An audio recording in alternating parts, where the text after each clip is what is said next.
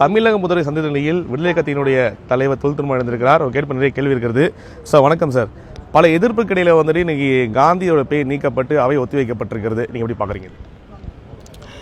பாரதிய ஜனதா கட்சி எவ்வளவு தரம் தாழ்ந்து அரசியல் செய்கிறது என்பதற்கு இந்த ஒன்றே சாட்சியமாக இருக்கிறது. காந்தியின் பெயரில் தேசிய ஊரக வேலைவாய்ப்பு உறுதி சட்டம் நடைமுறைக்கு வந்து பல ஆண்டுகளாக இயங்கி வருகிறது. அந்த பெயரை நீக்கி இவர்கள் என்ன சாதிக்கப் போகிறார்கள் என்று தெரியவில்லை. அனைத்து எதிர்க்கட்சிகளும் கடுமையாக எதிர்ப்பு தெரிவித்தும் கூட அதை பொருட்படுத்தாமல் அவர்கள் இந்த சட்டத்தை நிறைவேற்றியிருக்கிறார்கள்.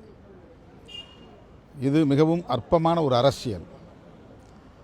தேசத்தந்தை என்று இந்திய மக்களால் ஏற்றுக்கொள்ள பெற்ற போற்றப்படுகிற ஒரு மாமனிதர் காந்தியடிகள். புரட்சியாளர் அம்பேத்கர் அவர்களோடு அவர் கொள்கை அடிப்படையிலே கடுமையாக முரண்பட்டவர் என்றாலும் கூட தலித் மக்களுக்கு எதிராக சிந்தித்தார் என்கிற விமர்சனங்கள் அவருக்கு எதிராக இருக்கிறது என்றாலும் கூட அவருடைய விடுதலை போராட்ட பங்களிப்பை யாரும் குறைத்து மதிப்பிட முடியாது. அவருடைய தியாகத்தையும் குறைத்து மதிப்பிட முடியாது. ஆனால் அவருடைய பெயரை நீக்குவதில், அவரை சிறுமைப்படுத்துவதில் தொடர்ந்து இந்த ஆட்சியாளர்கள் ஈடுபட்டு வருவது வெட்கக்கேடான ஒரு செயல். இதை வன்மையாக விடுதலை சிறுத்தைகள் கட்சி கண்டிக்கிறது.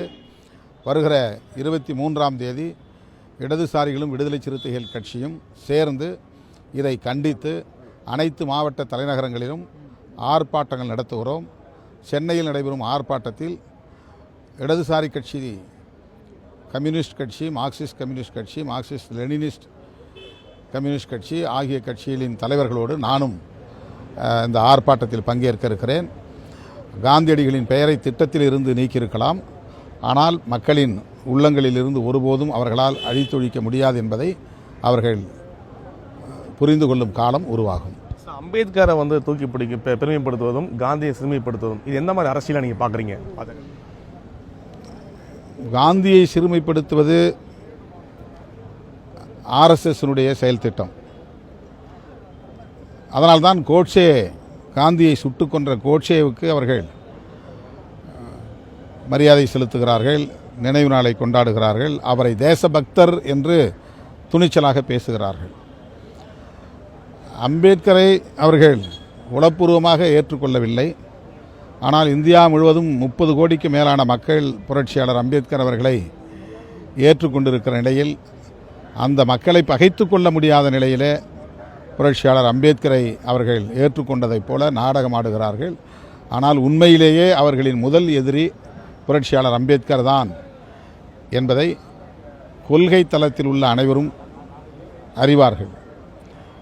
ஆர்எஸ்எஸ், பாரதிய ஜனதா கட்சி, இதர சங் பரிவார்கள் புரட்சியாளர் அம்பேத்கர் அவர்களை கொள்கை ரீதியாக தங்களின் முதல் எதிரியாகத்தான் பார்க்கிறார்கள். அதை புரிந்து கொள்வதற்கே அம்பேத்கரி கொள்கைகளை உள்வாங்கினால் மட்டும்தான் முடியும். ஆகவே பாரதிய ஜனதா கட்சி ஆர்எஸ்எஸ் வகுத்து தருகிற செயல் திட்டங்களின் அடிப்படையில் செயல்பட்டு வருகிறது. காந்தியடிகளை சிறுமிப்படுத்துகிறது. அவரை தேசத்தின் அடையாளங்களிலிருந்து முற்றாக நீக்குவது என்கிற மிக அற்பமான அரசியலை செய்து வருகிறார்கள். மக்கள் உரிய நேரத்தில் இவர்களுக்கு பாடம் புகட்டுவார்கள். நாளைக்கு வரி வாக்காளர் பட்டியல் வெளியிட இருக்கிறாங்க. ஏன்னா கடந்த 2 நாள் முன்னாடி வெளியான மேற்கு வங்கத்தில் பார்த்தீங்கன்னா 50 லட்சம் பேர் வாக்காளர் போயிருக்குது. தமிழ்நாட்டில் அதிகபட்ச வாக்காளர் நீக்கப்பட்டால் விசிகாவுடைய அடுத்த நிலை என்னவா இருக்குது சார்? குறைந்தது 80 லட்சம் பேராவது தமிழ்நாட்டிலே வாக்காளர் பட்டியலிலிருந்து நீக்கப்படுவார்கள் என்ற ஒரு கணிப்பு உள்ளது. அவர்கள் யாரும் அண்டை நாடுகளிலிருந்து ஊடுருவியவர்கள் அல்ல என்பதையும் நாம் அறிவோம்.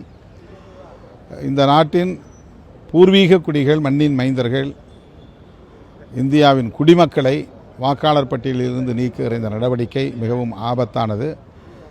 அவர்களின் இந்து ராஷ்டிரா கனவை நனவாக்குவதற்கு இவையெல்லாம் செயல் திட்டங்களாக இருக்கின்றன என்பதை அரசியல் வல்லுநர்கள் யூகித்து சொல்லுகிறார்கள். இது மிகவும் ஆபத்தானது. ஜனநாயக சக்திகள் அனைவரும் ஒருங்கிணைந்து போராடுவதன் மூலம்தான் இவர்களின் இந்த சதி அரசியலை முறியடிக்க முடியும் என்று நம்புகிறோம். ஆகவே எஸ்ஐஆர் மூலமாக குடிமக்களின் வாக்குரிமையை பறிக்கும் இவர்கள் எவ்வளவு ஆபத்தானவர்கள் என்பதை நாட்டு மக்கள் புரிந்து கொள்ள வேண்டும், இவர்களை புறக்கணிக்க வேண்டும் என்று வலியுறுத்துகிறோம். சட்டமன்ற தேர்தலுக்கு எல்லாருமே தயாராகிட்டாங்க. அதிமுக வேட்புமனு அறிவிச்சிட்டாங்க, காங்கிரஸ் அறிவிச்சிட்டாங்க. விடுதலை சிறுத்தை கட்சி அடுத்து என்ன பண்ண போகிறோம், எப்போ அறிவிக்க போகிறோம், எப்போ கூட்டணி பற்றி பேச போகிறோம்? எங்களுக்கு ஒன்றும் இப்போதைக்கு அவசரம் இல்லை என்று நான் கருதுகிறேன். நாங்கள் ஒரு கூட்டணியில் இருக்கிறோம். கட்சியின் மறுசீரமைப்பு நடவடிக்கைகளிலும் ஈடுபட்டு வருகிறோம். ஜனவரியிலிருந்து நாங்கள் தேர்தல் வேலைகளை தீவிரப்படுத்துவோம். விஜயோட விமர்சனத்தை எப்படி பார்க்குறீங்க சார்? அதிமுக மட்டுமே அதிமுக சொன்ன தீய சக்தி சொன்னார் அதிமுக. இப்போ வந்து விஜய் அதை கையில் எடுத்திருக்காரு. அதிமுக களத்தில் இல்லை, அதனால் நாங்கள் பெருசாக விமர்சனம் பண்ண தேவையில்லைன்னு சொல்லியிருக்காரு. எப்படி பார்க்குறீங்க? அவருடைய குரல் எச்சி ராஜா குரல் போல ஒலிக்கிறது.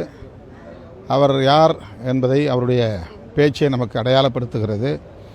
இவர்களெல்லாம் தன்னியல்பாக அரசியலுக்கு வந்ததை போல் தெரியவில்லை. யாரோ திட்டமிட்டு உருவாக்கி களத்தில் இறக்கிவிட்டிருக்கிறார்கள்.